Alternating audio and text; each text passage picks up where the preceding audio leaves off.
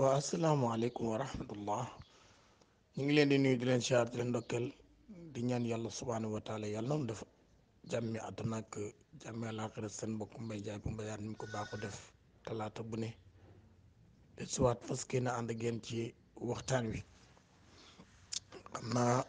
li nu yónnee ci ay lettre ak li nu yónnee ci téléphone bari na waaye itam noo koy sante yàlla rek di ñaan yi nga xam ne ñu ngi nu koy ñaanal yàlla nañ ko bokk ak ñoom yàlla sàmm nu sàmm réew mi bi jaay sena Muhammad sallallahu alayhi wa sallam tey nag dañu jëm ci waxtaan bi nu bëgg a waxtaan te ñu bëgg ko waxtaan ñëpp joxe ci seen xalaat maa ngi ko jëmale xam naa suñ mbokki njóobe ni li nga xam ne tabaarakallahu moo di togg yi xew léegi laa bëgg ñëpp jëm ci indi seen xalaat mbokk yi su fekkee ne tabaarakallahu jamono bi dañu gis li ëpp ci doomu aadama yi dañuy wax ne tànk yu metti yeeg yu ruux yi wala jafe-jafe yi nga xam ne ñi ngi koy am dara waralu ko lu mooy lekk yu ñuy lekk te yooyu ñuy lekkat ba léegi nu ngi koy jënd ndax nun dañ ko sëñu te bañ a jënd wala ñi koy togg dañ leen sëñu te tere wala dañoo amatul sunu baat muy première laaj ñaareelu laaj bi beneen bi ndax soxna yi nga xam ne ñooy togg ci jamono bi ñu toll ndax maam ñi nga xam ne dañ daan togg te duñ ko ci def te dafa daan neex maam yooyu dañ leen a dàq togg wala ñoom ñu jàpp seen xel na buñ ko ci deful tabaarakallahu du neex mu ñaareelu question bi ñetteelu question bi oustaz ci groupe bi nañ ci wax nit ki mi ngi lekk loo xam ne lor la mën na la gaañ nan la ko islaam gise wala nit ñi ñoo bëgg a gëmloo doomu aadama yi ne leen lekk baaxul wala dafa am ñoo xam ne ni si li ñuy wax ci wàllu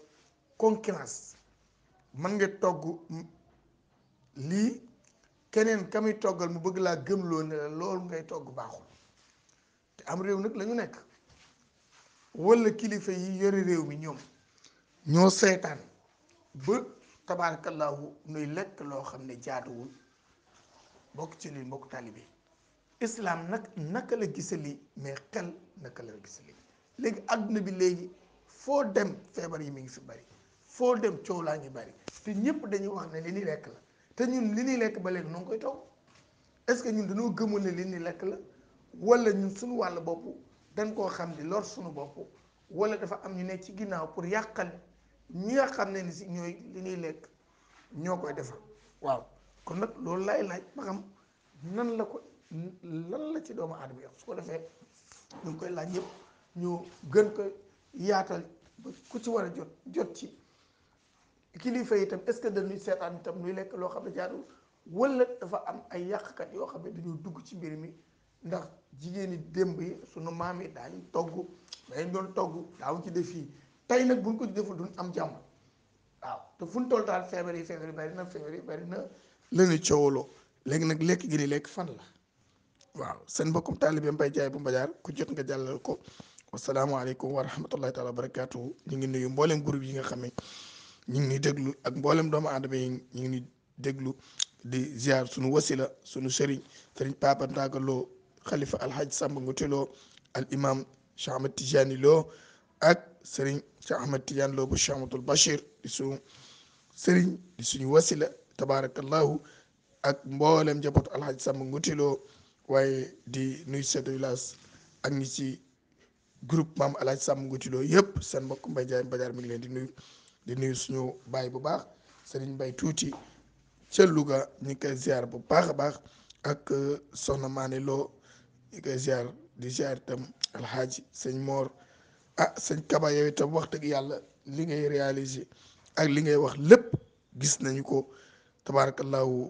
ñu ngi leen di ziar bu baax a baax jërë ngeen jëf